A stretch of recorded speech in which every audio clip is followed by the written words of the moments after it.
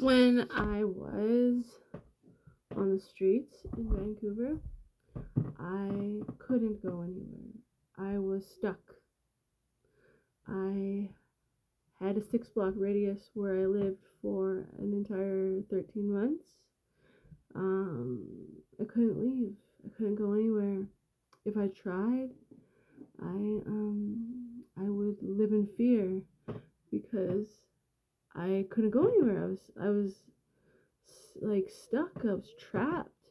Um, I had to make sure that I had substance with me because if I didn't, I would go into withdrawal. And if I went into withdrawal, that meant that I would get sick. And if I was sick, I couldn't function. So I was trapped, confined to a mostly 6 block radius. I would go down to Dunleavy, Maine. Sometimes I would go down by Abbott and stuff like that. So I just really didn't leave. And I lived in fear, constant fear. I was terrified. The thought of withdrawal was so scary that it made me do things that I was desperate.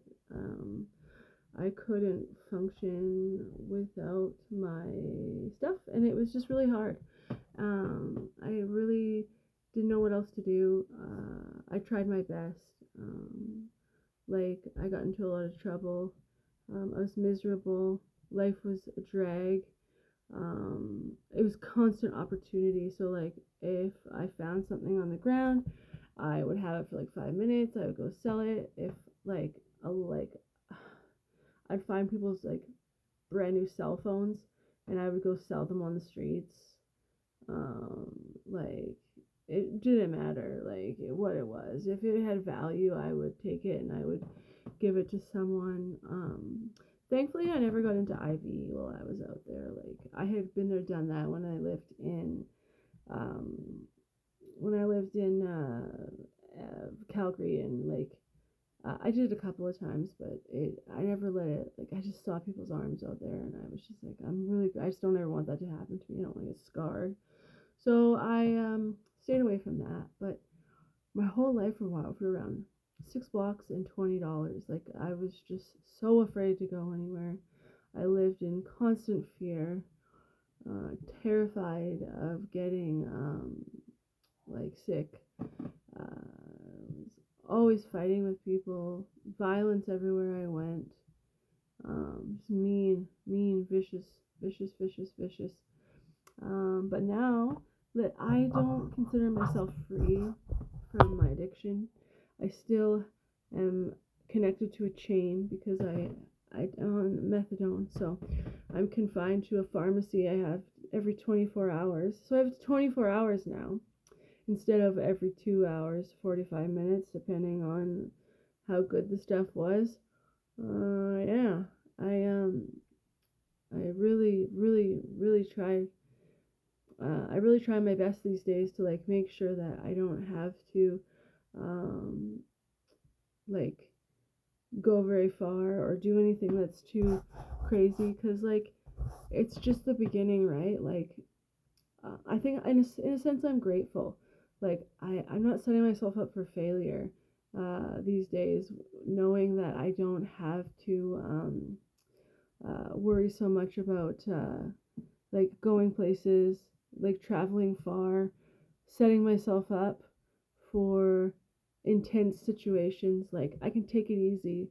I can like live knowing that tomorrow I'm gonna get my dose and tomorrow's gonna be okay. Uh, like I don't have to worry about it. It's really, really good. It's really what's the word I'm thinking of? Um, like for your mind, it gives you peace of mind. Like it's relieving, knowing that I don't have to worry about what's coming. I'm set up really good. I've got a like good support system. I don't have to rely on criminal behavior. I don't have to rely on substances. I don't have to rely on like using anymore just to get by. It was survival. extreme survival to the point of just it was just horrific. It was horror. It was terrible. It was like true horror. And I'm just so grateful to live today. I'm so grateful that I no longer have to deal with things like that. I no longer have to fear leaving a 6 block radius. I can be free and spend my day out and enjoy myself and have a good time. I can go for a walk. I can take a bus somewhere. Um, I can extend myself a little bit more than what I'm used to because I don't have to live in fear of, you know, getting like stuck somewhere and being sick. It's really grateful. I'm really grateful for that. I have so much gratitude. It makes life a lot easier. So, yeah, I'm happy.